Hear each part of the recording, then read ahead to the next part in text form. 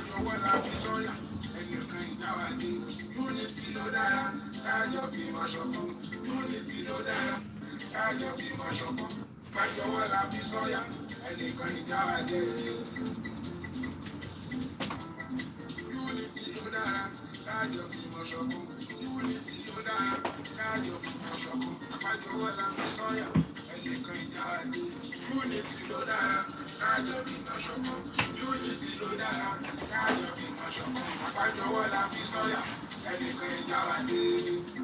ayé ìfọwọ́ mẹ́jọ mr bọ́ọ̀kìlá lọ́jọ́ mẹ́jọ níyàwó òṣùṣù ọ̀wọ́ sóhun ló lè gbálẹ̀ mọ́ àwọn ọmọ yorùbá kó tó òjì rẹ̀ kájọ bínú kan bára wà lólótọ́ ìmọ̀ wa tó ṣọ̀kan lábẹ́ ìkórè àjẹrà.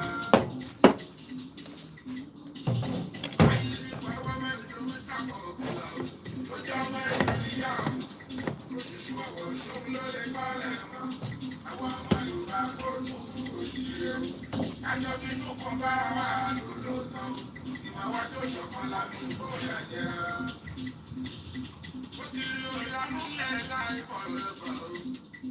Aláǹpọ̀jìlẹ̀ ààyè wọ́pẹ́ o, àwọn ọmọ akọ́tù òjìrè o, ìfọwọ́sowọ́pọ̀ tó ọ̀rọ̀ yẹ wá káyé tó yàtẹnujẹ kára wa lọ́pọ̀. Àwọn onílẹ̀ ìlera tó bá pa dáwà dọ̀, táwa gbẹ̀rú láàyè ó máa sọ̀rọ̀ àjọ bí. Táwa gbẹ̀rú láàyè ó máa sọ̀rọ̀ àjọ bí. Táwa gbẹ̀rú láàyè ó máa sọ̀rọ̀ àjọ bí. Ó ṣe Yorùbá kó ṣe Yorùbá. Ọ̀rọ̀ Yorùbá nation fi wá bí ìfàmìfà o. Yorùbá nation ó yẹ kó lè múlẹ̀. Àwa náà ló máa padà wúlò fún ìṣọ̀kan ọmọ Yorùbá ló fi lè wá fún. Òun ló lè yọ wá kúrò lóko àwọn ẹrú. Òkú ẹrú àwọn ẹ̀dá amúnisìn. Amúnisìn tó ní lọ́wọ́ ọ̀gbẹ́ ẹrú. Ó ṣe Yorùbá kó ṣe Yorùbá. Ọ̀rọ̀ Yorùbá nation fi wá bí ìfàmìfà o. Yorùbá nation ó yẹ kó lè múlẹ̀. Àwa náà ló máa padà wúlò fún ìṣọ̀kan ọmọ Yorùbá ló fi lè wá fún. Òun ló lè yọ wá kúrò lóko. Àwọn ẹrú àwọn ẹ̀dá amúnisìn mú ní lóko ọ̀gbẹ́ ẹrú. Yorùbá nation ó ní láti wáyé ohun tó bá padà máa fún. Yorùbá nation ó ní láti wáyé ohun tó bá padà máa fún. Wọ́n lè pọ̀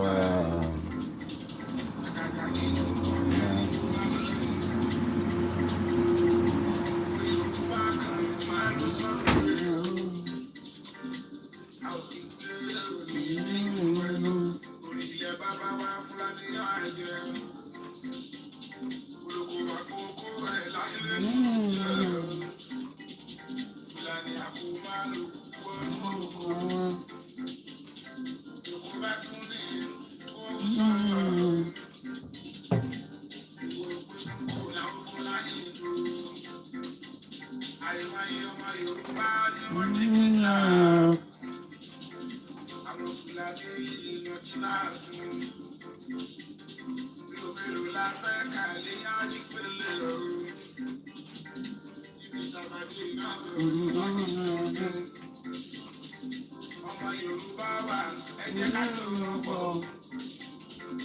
ibi ìyàjẹ́ wá dé òun kò ní láti tó jẹ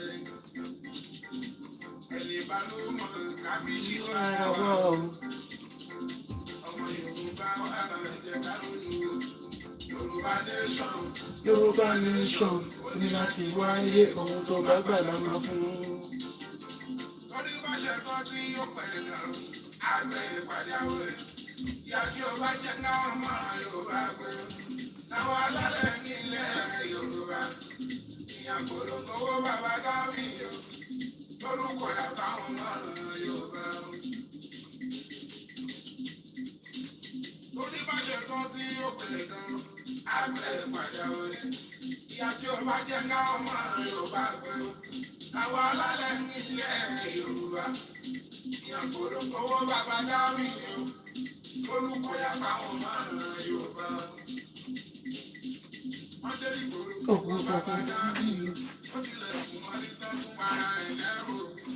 Arógun wá sí ìjàpọ̀ni lójú òru. Owó bàbá dá mi o. Ó tilẹ̀ fún wọn ní tán fún ara ẹ̀ lẹ́rù. Arógun wá sí ìjàpọ̀ni lójú òru. Ọmọ Adéyẹmọ tó ń lẹ́kọ̀ọ́. Ẹni ẹgbẹ́ wẹ̀ ní bí ìyẹ̀mọ́. Ìyàpá tó ní ẹ̀tọ́ máa ra ẹ̀ lẹ́rù o. Ẹ̀rù jẹjẹ ní gbogbo ọ̀nà nílẹ̀ o. Ìjà olójì kan tí ó kí. Ẹni wá ní ẹ̀yà ẹ̀rù tó kú wa. Ọmọ Adéyẹmọ tó ń lẹ́kọ̀ọ́. Ẹni o mọ ẹ ẹni tó mọ ló ń béèrè ẹ. Ìyàpá tó ní ẹ̀tọ́ máa ra ẹ̀ lẹ́rù o. Ẹ̀rù jẹjẹ ní gbogbo ọ̀nà nílẹ̀ o. Ìjà olójì kan tí ó kí. Ẹni wá ní ẹ̀yà ẹ̀rù tó kú wa.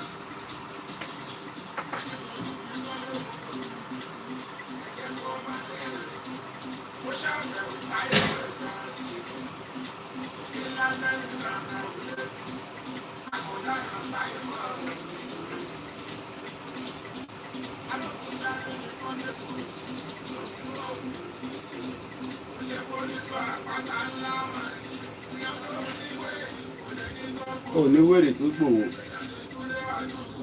ààrẹ ẹ máa rọ̀ ni.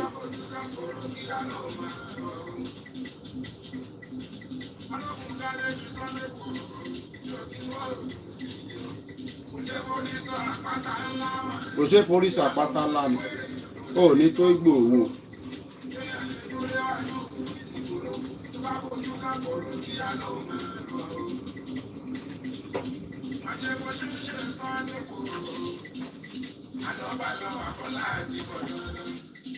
Àwa ọmọ akárọ̀ ìdílé o, ìfọwọ́sowọ́pọ̀ sóhun màlúyẹ wa.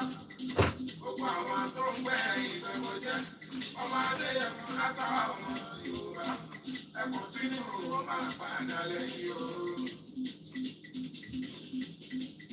Wọ́n jẹ́ bó ṣe ń ṣe Sunday kò. Àlọ́bàlọ́ àbọ́lá àti ọ̀dọ́dọ́. Àwa ọmọ akárọ̀ Ojúlọ. ìfọwọ́sowọ́pọ̀ sóhun màlúyẹ wa. Gbogbo àwọn tó ń gbẹ́ ìgbẹ́wò jẹ́ ọmọ Adéyẹmọ látàwọn ọmọ Yorùbá. Ẹkùn tí ní òwò máa padà lẹ́yìn o. Ọlọ́run ló yọ. Olúkọ yàtọ̀ ọmọ Yorùbá àti pàwọ́ lálẹ́ náà òsùn. Nítorí ìgboro bá ṣe bẹ́ẹ̀ tó fi yọwọ́. Àbí táwọn alálẹ̀ bá àkàrà bínú. Bí abẹ̀rẹ̀ la máa bẹ́nu fẹ́ àrùn. Àwọn jẹ́ ṣége ní ara ọmọ Yorùbá. Ajẹṣẹ́gẹ̀yà. Ọlọ́run ló yàn ọ́. Sunday owó bàbá dá mi. Yéè Olùkọ́yà fọ́mọ Yorùbá o. Olùkọ́yà fọ́mọ Yorùbá o.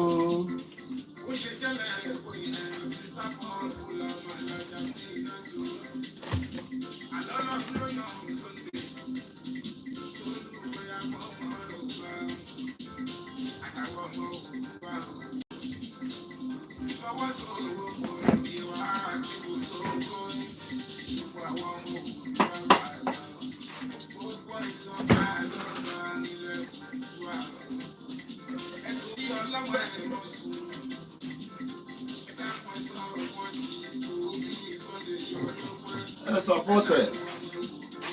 Give way for the person wey no road. Di gbogbo wa náà ni but ẹ máa give way fẹ́ni tó mọ̀nà. Ẹ yàn máa lè.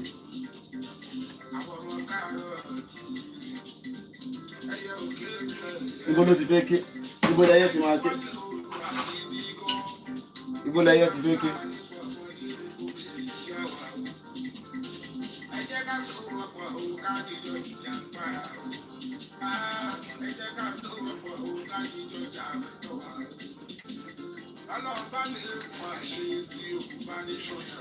That will be the final.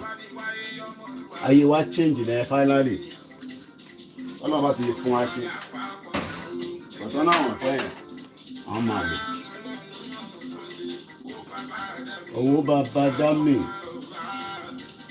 Olùkọ́yà fọ́mọ Yorùbá o. wá ṣe bàbá àgbàlagbà.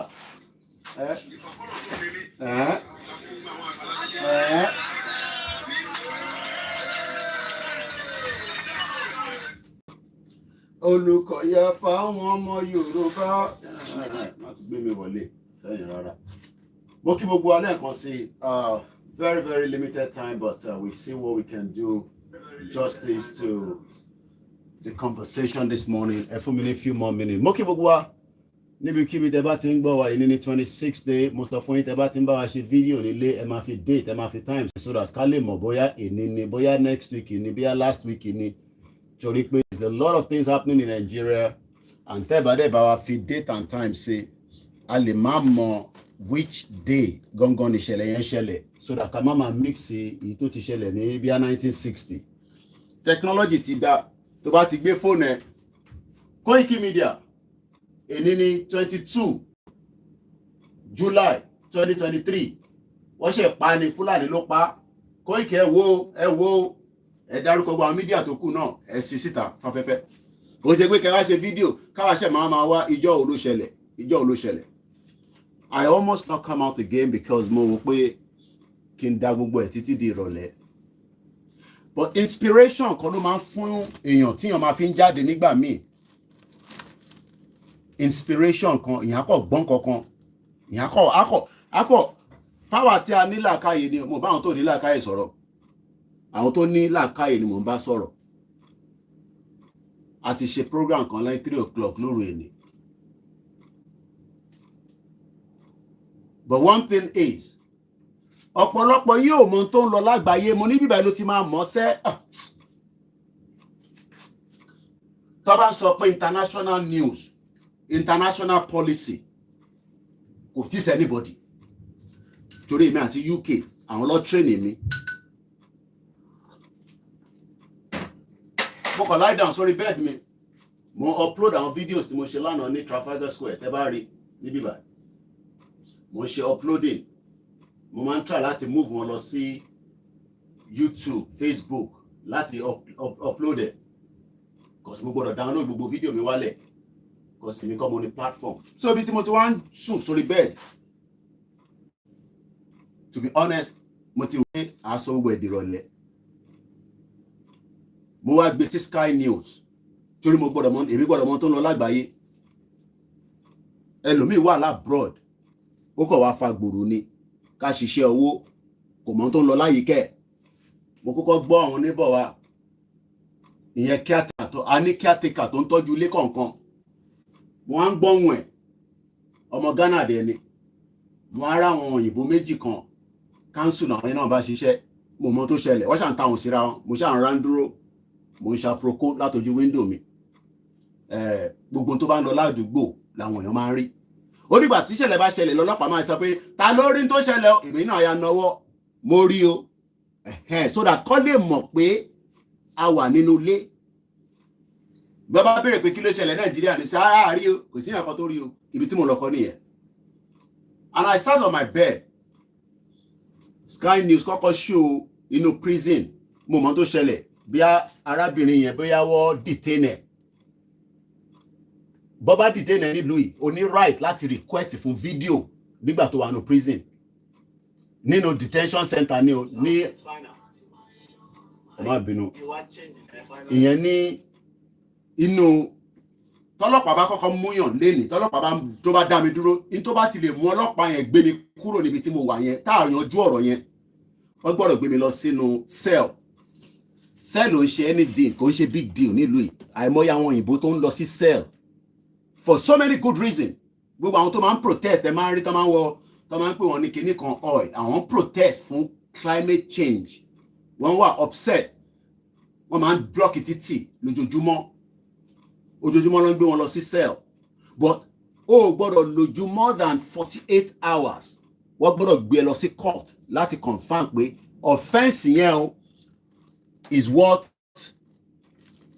offence yẹn kọ́ ó what láti gbé lọ sí court look ọlọ́pàá kọ́ ló ní right láti decide the case yẹn judge ló máa decide it and most of the time púpọ̀ nù wọn they come out again nígbà náà máa fún wọn ní pé kọ́ máa tún padà lọ but àwọn ọmọ yẹn máa tún padà lọ. So mo wá ń wo bèbí yẹn mo mọ tó ṣẹlẹ̀ nínú prison cell tó wà níbi tó fi sí because prison cell wà nínú prison. Bó ṣe ṣe yẹn tán mo kàn gbọ́ Republic of Ireland and Nigeria we going to play. Mo ní wọ́n play World Cup lọ́wọ́lọ́wọ́ nísìn. This is the reason why tí mo tún ṣe jáde nísìn. And that sparked my head. Adé láwọn tó ń gbé ní Ireland tó ní pé ká má gba Yorùbá nation. Ṣé rí how wicked people are. So bó ṣe sọ̀rọ̀ yẹn mo wo reporter yẹn very fine girl ọmọ dúdú àwọn tí wà lálẹ́ nísìn ní Australia àti New Zealand ló ń co-host the World Cup yẹn. Ọmọ tó lọ bá Sky tó jẹ́ representative wọn ó wá ní look at all the fans ìyẹn tàwọn ti Republic wọ́n tẹ̀ ṣó ti Nigeria anyway but mo ṣàrí pé ẹni tó bá wo Sky News á confirm tí mo ń sọ ẹ̀ láwọn tó ń wo news ní ẹlòmíì gbọ́n kankan tó ń lọ ní àgbáyé o ọ̀rọ̀ yẹn wá wọnú ara mi mo wá lọ wo Republic of Ireland 5 million gbogbo population ìlú tó fẹ́ bá Nàìjíríà gba football ní Australia lẹ́ni is 5 million. You can see how wicked our elite and the bomb bastard Yoruba people tó ní pé lè gbọ́dọ̀ ẹ má gba Yorùbá nation ká takú sínú Nàìjíríà. Wọ́n pọ̀ bẹ́ẹ̀ ní Ireland bẹ́ẹ̀ ló wà káàkiri gbogbo àgbáyé wọ́n wà nínú Nàìjíríà náà. You can see why some of us are like, you know what? Tó bá dé stage kan, what will be, but let us just continue. Ṣó mọ̀ pé wọ́n tó ṣe jẹ́ ọmọ Yorùbá nísìn tó bá fẹ́ lọ sí Ireland wọ́n ní fún ẹni visa. But ọmọ Ireland tó fẹ́ wá sí ọmọ Republic of Ireland kí máa pè délẹ̀ kó lè bá yí ẹ. Dublin wọ́n máa gbọ́ Dublin tó bá ń gbọ́ Dublin àwọn Nàìjíríà kún bẹ́ẹ̀ wọ́n gbàwé rẹpẹtẹ níbi àbí 10 years ago tó bá ti bímọ síbẹ̀ báyìí ìwọ ni tó bá ti lè lọ ọmọdé báyìí wọ́n fún ẹ níwèé ni àwọn nídìí èrò tó máa wá ṣiṣẹ́ fún wọn wọ́n kún bẹ́ẹ̀ bí ṣe bá ń sọ̀rọ̀ báyìí. So the question tó máa bìrì ẹ nísìn ni pé ṣé owó tẹ̀ kí ìlú tó ju 5 million kó máa bá ìlú tó jẹ́ 200 million olórí burúkú ìlú tó ti àlákà ṣé mọ̀ pé àwa ló yẹ ká máa gbá bọ́ yẹn nísìn Ireland and Yoruba nation. Now tabawa tí wọ́n ní we are 60 million ẹlẹ́bí ẹni no we are not 60 million máa lọ fati Brazil kí ní kàn wá pẹ̀lú Brazil àní ìyí tá a ṣe wà nísàlẹ̀ tá a jẹ́ 30 million we are more than enough to be a country. Lára tí United Nations béèrè nìyẹn pé ṣé ẹ ní nọ́mbà tẹ́lẹ̀ fi sọ pé ẹ fẹ́ di ìlú òun ni population. That is one of them. That is one of the reasons. Criteria rather. In tó máa ń jẹ́ criteria tó máa ń béèrè nìyẹn pé ṣé territory yín ṣé kò link mọ́ territory ẹlòmíì àti máa ní ẹjẹ́ àmú àwọn Ẹdó mọ́ ẹjẹ́ àmú kìíní àti ìkọ́kọ́ gba tọ̀dọ̀ tiwa náà ká tó máa sọ̀rọ̀ Ẹdó àbí any other places. You can see why, people like me, I get sometimes nígbà tí mo gbọ́ bó ṣe ń sọ̀rọ̀ yẹn ara mi ò balẹ̀ mọ́. I just have to come out. Pé tó bá tẹ̀ jẹ́ pé fún 10 minutes, let me just kọ́kọ́ fi jáde kúrò lára mi. Because I am just angry because Ireland yẹn nísìn. I have been there once. Mo dé Dublin yẹn lẹ́ǹkan rí. Mo tẹ̀lé àwọn group kan lọ. Àwọn group tó yẹ pé àti Mùsùlùmí àti Catholic àti everybody lọ kó gbogbo wa lọ. That will be the first time tí ma dé ìlú yẹn. So now ìwọ tó wá ń sọ pé ká má kúrò ní Nàìjíríà mo lọ wo GDP gross domestic product máa mú Guinness ní Nàìjíríà máa mú parẹ́ àwọn tó ń ṣe nìyẹn Guinness tẹ́ mú ní Nàìjíríà Guinness yẹn máa mú dáadáa ó dà pọ̀ bá Accra ní head office wọn wà. Republic of Ireland is 5 million. Wọ́n pé 6 million. àwọn àti Nàìjíríà ló máa play ní World Cup lẹ́nìí. Wọ́n máa bẹ̀rẹ̀ game yẹn probably within the next an hour or thereabout. But you now, ẹni ká má gba Yorùbá nation torí pé kò tí ì ripe tó, àsìkò yẹn ò tí ì tó, ká túbọ̀ ṣe sùúrù díẹ̀ kó máa fi Nàìjíríà ṣe experiment. You can see that we have a big problem. The longer tá bá pẹ́ nínú eṣinṣin yẹn, the more our lives are all in danger. Gbogbo wa pátápátá. We have become species. Ọmọ tó ń pè ní species. Mo kí gbogbo ẹ̀yin alálùbáríkà torí àsìkò. Ẹ má ká dárúkọ gbogbo yín. Because I have to go and prepare. It's a Wednesday and it's a very busy day. And I'm not going to come out after Star Radio. I'm just going to do some other things. So to the Gomefa Lenyele. The question we should ask ourselves is, ṣé àwọn island yìí, the Republic of Ireland, occupies most of its island off the coast of England and Wales. Its capital is Dublin. It is the birthplace of the writer like Oscar Wilde and the home of Guinness beer. Ìwọ tó mọtí, àwọn tó ní nìyẹn. 5 million in population.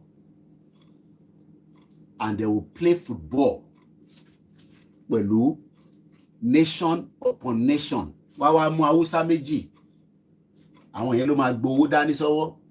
Àwọn Yorùbá ló máa gbá bọ́ọ̀lù. Àti àwọn Bendel àtọmọ Ìgbò. Haúsá ò ní kankan tó fẹ́ gbánu bọ́ọ̀lù. Ẹ ṣáà kówó fóun kóun bá yín tọ́jú owó yẹn. This is what you should think ìwọ ọmọ Yorùbá. Pé tá làwọn ọmọ Republic of Ireland tó lórí méjì ju èmi lọ. Tí ìlú wọn tó 5 million. Gbogbo wọn bó ṣe ń lọ wo football yẹn nísìn wọn ní di visa. Passport ọba ticket nìkan ló ní láti rà kọ́dẹ̀ ra hotel. Kódà wọ́n gbọ́dọ̀ béèrè lọ́wọ́ wọn pé ṣé wọ́n ní hotel reservation. Ìwọ bá fẹ́ lọ sí the same tournament wàá kọ́kọ́ lọ gba visa tán ní fún ẹ. Ṣé Australia embassy wà ní Nàìjíríà? Ẹ tó bá mọ̀ ẹ bá ń fi síbẹ̀ sínú comment. Ìyá mi kan wà ní Dublin. Ìyá wa Grace Olúṣọ̀tọ̀ ibẹ̀ làwọn wà. 5 million ní gbogbo population wọn. Àwọn wá kó ìlú kan wọ́n pè ní Nàìjíríà. Ìlú wọn náà wá ń dùn, hey, Nigeria women football cup, wọ́n máa play lẹ́nu, hey, women. Do you know that is multiple nations lọ́kọ́ papọ̀ yẹn? Wọ́n yọ 250 ethnic people or groups of people. Wọ́n kó wọn papọ̀, wọ́n pè ní entity Nigeria. Àwa máa wá lọ play pẹ̀lú ìlú tó ju 5 million lọ. Ṣorí pórí wọ̀ pé. Orí gbogbo wọ̀ pé náà bìkan torí wá bá pé ni. Ṣé ó jẹ́ kí wọ́n kó gbogbo ethnic group kó lọ máa bá torí pé rí fá àgbàyà ni wá. Àgbàyà ni gbogbo wa. Ṣé yẹ ká lọ máa play pẹ̀lú 5 million people? Nígbà tó yẹ pé àwa nìkan lè dá lọ ká lọ bá Republic of Ireland yẹn ká lọ bá wọn play ká dẹ̀ nà wọ́n lẹ́gba àfikún náà wà àbí ká gbá draw based on bàbá ṣe náwọn tó good sí. No Australia embassy wọn ló wà ní South Africa. My God. Ṣé Republic of Ireland ṣá ní embassy ní Nàìjíríà? Ẹ bá mi sáré ẹ gbọ́dọ̀ mọ àwọn kíní ìdábà tí ń béèrè tẹ́ ẹ bá mọ̀ yín náà lọ check ẹ̀ ṣé tá a bá máa ṣe fúnra wa nìyẹn. Ṣé a ní embassy Republic of Ireland l'Abuja? Ẹ bá mi confirm yẹn náà. Ṣé a ní embassy New Zealand? Àwọn ìlú mẹ́tẹ̀ẹ̀ta yẹn. Ṣé rí problem tá a máa ń ní nìyẹn? À ń sọ pé 5 million, ìyẹn kan ní 6 million. What difference does it make? According to tó wà níbí bá Google lè ní tẹ̀lé. So whether it's 6 million or not, èyí tí Google sọ lè ní sọ nísìn. But is that what we are discussing? À ń sọ̀rọ̀ pé ayé wa kò bẹ́tà. Ẹ ń sọ̀rọ̀ pé Republic of Ireland is 7 million. And then what difference does it make? Àti 5 million, àti 7 million. What difference does it make? It doesn't make much difference. Our concern should be now that tá bá sọ pé 30 million wà nílẹ̀ Yorùbá nísìn. Àwọn kan ní náà à ń ṣe 30 million. 30 million is more than enough to set up a country. wọ́n ní kò sí embassy New Zealand náà ní Nigeria, but thanks so much Mr. Stone Cold for that update. wọ́n ní ó tún di 7 million bíá àwọn ọmọ Nàìjíríà àti Áfíríkà àwa la jẹ́ 1 million tibẹ̀ ẹ fẹ́ sọ fún mi ni Mr. Peter, wọ́n ní ó ti di 7 million àwọn Áfíríkà ta lọ́bẹ̀ ni àwọn Nàìjíríà kún bẹ̀ bí 10 years ago nígbà tí ìwé lé ní UK nílùú yìí tí ó ṣì immigration ìlú yìí ṣì ó ń lè dọ̀la ni. I have lived here for 25 years. Ìwé láti gbà ní UK, forget it. Wàá náwó babaláwo, wàá náwó àfà, wàá náwó pàsítọ̀, gbogbo wa láti ná, má parọ́. Wàá máa náwó àwọn mẹ́tẹ̀ẹ̀ta yẹn torí pé kò lè bá rí ìwé gbà. When we have a territory that we can go back and then start preparing our mind out of this contraction. Oh, abroad ò tí sú o. Kò tí sú àbí. Ìyá tó ń wọ jíǹsì káàkiri. Òrẹ́ ẹ̀gbọ́n tó ń wọ jíǹsì káàkiri labroad. Àwọn tó yẹ ká máa rorò. Àwọn tó yẹ ká máa rorò ká máa wọ aṣọ tí atẹ́gùn á máa fẹ́ sábẹ́ armpit wa. Ká máa gbádùn. Ká dẹ̀ máa prepare mind wa pé a ti wà ní the same situation pẹ̀lú ìlú tí kò ní kankan tẹ́lẹ̀ bí China ká wá build the GDP wa. GDP wọn ní Republic of Ireland is $504 billion. Ìlú tó ju 5 million lọ, the GDP is 500 torí pé àwa là ń mu Guinness yẹn ju orí wa mọ tí para wọn wa tún fi accident àwọn wèrè bó ṣe mú labroad náà nìyẹn o àwọn ìgbọ́n wa kankan tó bá mọ tí yóò tán wá dry a ní Guinness mélòó mo mẹ́rin tọ́lọ́pàá bá dá dúró a rò pé Nàìjíríà ló ń wà wà wá calm down let's do breathalyzing wá breathalyzer àríkó tí mo tí yóò wá gba license lọ́wọ́ ẹ̀ àwa ní ó dà pípa tóun lọ Nàìjíríà ni wọ́n ṣépè fóun.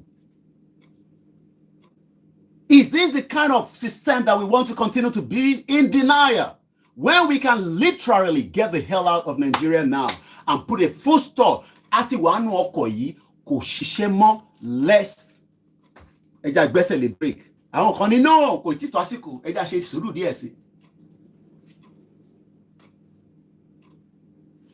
That is where we are having problems. Momodele Mamadou lánàá, I didn't listen to the interview. Ó ń promote Ọ̀ṣun state. Níbo ló bá tún promote tẹ́lẹ̀? Ó ṣe Facebook live. Ó dẹ̀ ṣe Twitter space. He's a social media person as well. But mo ṣáà rí pé ìwé kan tó gbé dání, I was not interested. Bí Adeleke bá ṣe tán nísìn, aṣọdún mẹ́rin tó bá tún padà wá aṣọdún mẹ́rin míì, Adeleke àtún máa lọ ń tiẹ̀. Èyí tó bá ti rí jẹ, àyà máa kó lọ. Ìwọ̀nba tó bá lè ṣe, á ṣe náà. À ń sọ̀rọ̀ future ilẹ̀ Yorùbá, àwọn ń discuss politics. People like Dele Momodu. And that also with others. But he's a public figure, I can always call him out. He read Yoruba in Yoruba, no study Yoruba. He's highly intelligent. But only no. Koiki wọ́n máa pariwo lọ Yoruba nation. Jẹ́ ń dúró ti Àtíkù Abubakar. Torí pé Àtíkù ló máa wá ṣe. You can see the difference. But gbogbo àwọn ọmọ Dele Momodu are all British because they were born here, according to him anyway. So that means they hold the same value system that Kemi Adeosun and Tobatilo program tí mo ṣe lóru ẹni. I reference to Kemi Adeosun. Kemi Adeosun, like I said, went to a local public university called University of East London. Tí bá rìn láti bíbá, ó kọ̀ máa wà sweating ni. Tí bá rìn láti bíbá, kò lè tó 10 hours tí máa fi dé kò tẹ̀ tó bẹ́ẹ̀ láìláì. Tí máa fi dé East London University. Public university ni Kemi Adeosun lọ. But she's very intelligent. Ó jẹ́ kó rí ṣe. So, ṣẹ́rí gbogbo ẹ̀yin tẹ́ wà ní abroad ni mo fẹ́ discuss fún nísìn. Tẹ́ ń refuse pé Yoruba nation is not necessary. Mo kàn bẹ̀yìn ni, mo bẹ̀yìn torí Ọlọ́run.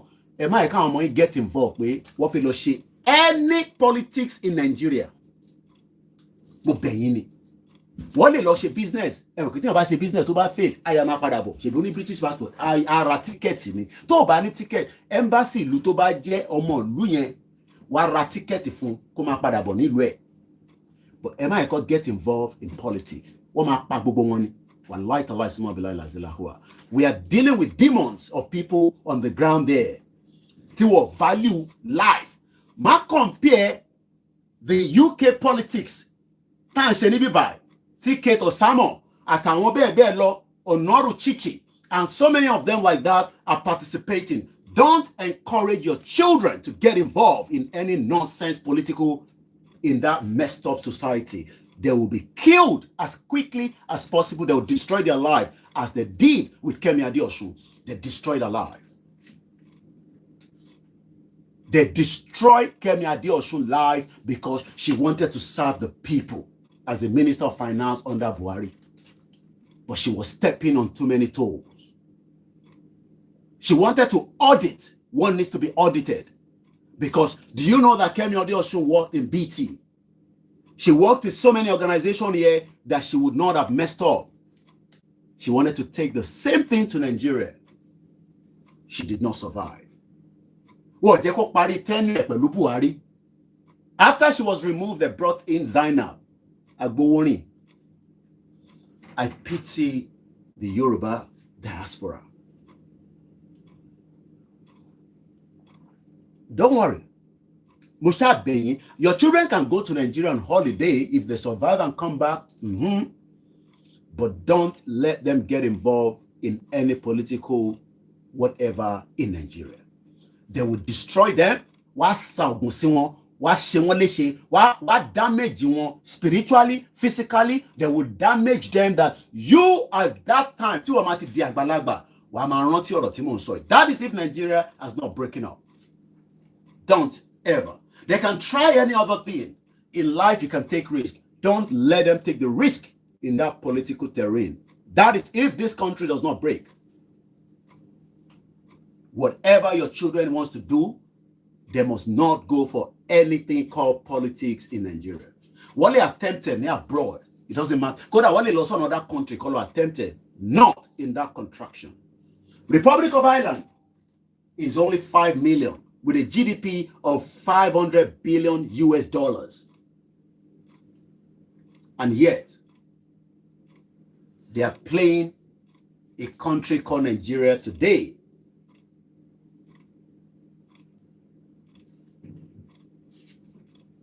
Don't try it.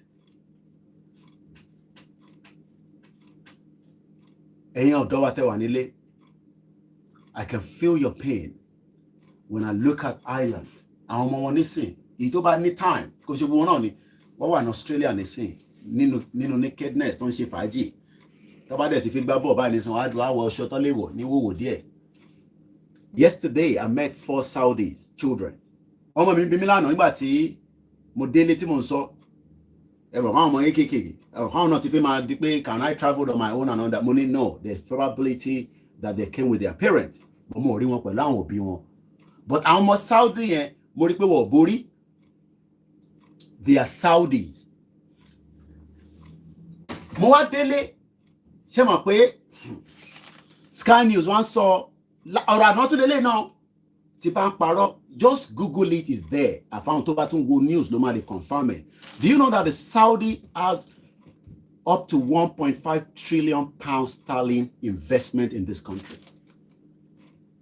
That is the total amount of what they have. 1.5 trillion. More lórí screen, lórí Sky News lánàá. 1.5 trillion. The Saudis. So that means pé àwọn ọmọ tí mo rí lánàá yẹn, they can do and undo in this territory. Nǹkan kan gbọ́dọ̀ ṣe wọ́n tó máa fi padà lọ. Wọ́n ní gbé ní Peckham because wọ́n rí Peckham as a slum. Wọ́n ní gbé ní Wood Green, wọ́n rí bẹ́ẹ̀ yẹn as a slum. Wọ́n ní gbé ní gbogbo bíi tí àwa ń gbé táwa rọra manage. Kódà ìwọ tó sọ pé ò ń gbé ní Highbrow area, wọ́n ní gbé níbẹ̀. They will only stay within the vicinity of central London for that 1 month and they will return back to their base. Kí làwọn náà ná owó epo. But the same ọmọ Nigeria tó jẹ́ ọmọ Yorùbá will travel from Nigeria with 5 million naira to Saudi Arabia, but the same person will not be allowed to come to this country. You can see that we are all in big mess. The longer we stay in Nigeria, The more we stay in Nigeria, we will not make it out. Some of us will, but not everybody. Tolulope Arotile did not make it out of Nigeria. She died at the age of 20 plus. Tolulope was not 25. The first helicopter combat pilot from Kogi, ní Okun, mass tó wà lórí ẹ̀, kò ṣe kékeré. They killed her right inside the military camp in Kaduna. Till date, nobody find out how she died. You can see Iditasen sọ pé, let's put a full stop to this messed up country. But some of you are saying it is not yet ripe enough. Ẹlòmíì tún bi wá pé ta ló máa run government fún wa tá bá gbàjọba. Ta ló run government fáwọn Dublin or Republic of Ireland as they are called. Àwọn ọmọ wọn náà ní pẹ̀lú àwọn tí wọ́n bá níbẹ̀ wọ́n jọ wá ń ṣe kíni. Mo ń wo ó dà pé ibi tí wọ́n ti ṣe by-election lọ́dọ̀ by-election tó ṣe. There's a young boy tó ṣe wọlé. I'll find details. I haven't got the time now because I'm very, very pressed for time and I need to go now. Young boy, the member of parliament, I think under conservative, Etuba Morukwe, you can just put in the comment section. Let us put a full stop to this country called Nigeria. It's not how big anymore now. It is how we can think about the futuristic that we want in the Yoruba land. You will not get that futuristic in Nigeria. It's the fact. You will all, at the point, get this message. We don't need to be 200 million to live together. We can be 30 million and live separately and have good neighborhood or neighbors where we can visit each other. But trying to say that we should be 200 million and they will select some of us to join the 12 or whatever team to go and represent Nigeria. And then we will be playing with some of these smaller countries. Just like, we played with Norway. Our first game was with Norway, which is again less than 10 or thereabout million. These are so many reasons why Babakito is saying it is not going to work. We are living like a slave in what is known as Nigeria. This is why Igboho is out. This is why Bababanje Ayiloge is out. This is why all those that are coming out to say that, let us review what is the entity called. We are not against the present government, neither are we fighting the government. It is just that we want a dialogue solution, which is the preferable way for many people because they don't want a war to shell in Nigeria. But I said it at the early hours of this morning. Maybe video when I came out at 3 o'clock in the morning for 2 hours before I went back to bed. The Igbos, according to the North, are classified as fourth citizen. I pray there will not be civil war in Nigeria. And one more Igbo, and one Hausa pè wọ́n ní fourth citizen. One Hausa ní number 1, Yoruba ní number 2. We were able to digest that number 3. Àwọn màálù ló pè ní number 3 citizen. Àwọn cow. 2020 ní bàbá yẹn posted lórí Twitter. Wọ́n wá lọ bá mú jáde padà again. Nítorí pé wọ́n ní ṣebí intẹ́yìn sọ Davido ìtí sọ nǹkan tó tó yẹn. They are burning the picture of our own star. We might not love Davido, but ọmọ wa ni. The South. It might not be perfect. Nobody's perfect. But the Northerners, what do you want? The Northerners are burning his picture because he's doing something that they are not pleased about. All these our elite. Time is going to catch up on you all.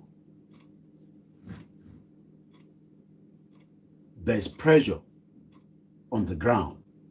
We pray we can resolve it diplomatically, with diplomacy, so that everybody can decide. The pressure between the Biafra and the federal government will heat up at some point. I don't know how Bola Tinubu will continue to operate just as Buhari was operating. But let me say to Bola Tinubu, this is not personal issue. The Biafrans asking for the right to self-determination is their inalienable right, and that right must be respected. It might be not because the laptop is indicating. I didn't know that we didn't charge that much. The Biafrans are only exercising their right, and Bola Tinubu will respect that right, whether he likes it or not. In town, Biafra, in fact, is not personal. Not that they hate Bola Tinubu, not that they hate Yoruba people. It is just their right, just as we are doing as well. But we hope that everything can be resolved peacefully as learned people between the government and those agitating. We are seeing a lot of movement, like the one that you saw with Asari Dokubo. He has his right, and his right must be respected if that is what he believes in. But one thing is, the El Zaki, they have their right. If their right will be respected. But for us all to live together, and if we marginalize our own, there will be civil war. If we marginalize our own, there will be civil war in Nigeria. It's as simple as that. Nobody can stop that. But for us not to go through that route, let us respect each other and come on the round table and decide and give it a time frame, just like the Republic of Ireland, just before we go. How did they gain their independence? Let's talk about it quickly. The post-ceasefire, that means what they call that war ijaduro, according to what I'm reading here. There was a post-ceasefire talks led to the signing of the Anglo-Irish Treaty on the 6th of December 1921. That was some years after Nigeria was amalgamated. This ended the British rule in most of Ireland, and after a 10-month transitional period overseen by a provisional government, the Irish Free State was created as a self-governing dominion on the 6th of December 1922. Stop saying that there cannot be the sovereignty of the Biafra, the sovereignty of those that wants to go. We must come on the round table and discuss it. If not, the M1 will start at when we don't expect. And that is the reality. There is pressure on the ground. Asari Dokubo cannot be operating like that while they are saying Igboho should be in exile. Igboho has not even done 1% of what Asari Dokubo is doing. There was no time that I, either on ground for the 6 months or after I left, that I saw Igboho addressing 300 armed men. I don't think anybody can bring such evidence out. But Igboho addressing 300 armed men against the government. But they've pushed him out of his territory. For what? Kiloshe. Kilagbe kilaju. Kilagbe kilaju. Kini Igboho ṣe? Ẹ̀ṣẹ̀ wo ló ṣẹ̀? Ó fi wàrántì pé kẹ́ push ẹ̀ jáde kúrò ní orílẹ̀ bàbá ẹ̀ for the last 2 years. And everybody is trying to calm him down. But one thing is, diplomacy is still on the table. It will be on the table for a very, very long time. But at some point, our man do diplomacy on you. Even as the Republic of Ireland, there was also another split of the Northern Ireland. But one thing I can tell us is the Irish War of Independence. Let's listen to these. It suffered centuries of invasions, wars, colonization, and even English politics spilling into Ireland on several occasions. After During these, the we end the 19th century, broadcast. Ireland was ruled directly from London as part of the United Kingdom. Inaction and neglect from the British government during the potato famine in Ireland led to millions of Irish people dying of starvation and disease, while millions more emigrated, ultimately halving the island's population by the 1890s. The Irish Republican Brotherhood emerged during the 19th century, and they wanted an Irish Republic. They mixed well with the Gaelic revival, a re-emergence of old Gaelic culture and language in Ireland. The Irish Home Rule movement gained traction in the British Parliament, wanting a parliament in Dublin once again. In Ireland, Arthur Griffith set up the party Sinn Féin in 1905, which meant we ourselves, believing that Irish members of Parliament should not go to London and instead established an Irish Parliament in Dublin, comparing it to the two parliaments of Vienna. I'll just leave that. Some of you saying, what right does Simon Ekpa should have government in exile and the government in the homeland? Let the government of Nigeria have discussion with every one of us. If not, Toba Bosori M1, I will be affected. Affected. We will all be affected. It could last more than the 3 years of what took place in 1967. There is still room. I don't want to play that video as much as I would have loved to. It's not my own copyright. I'll leave it on that note like that. Let's remind us again. Republic of Ireland is playing a 200 million, 250 ethnic groups at the Women's World Cup. I don't know how you feel. Maybe you are so excited because it is Nigeria. Green, white, green. But the two countries that Nigeria is playing, that is hosting the World Cup, they don't have embassy in Abuja. I'm talking about New Zealand and Australia. Why is it that they don't have it? I don't know. Thank you so much. My name is Olamide Koiki. Have a very good morning. Mokibuwe in one go. Bye for now.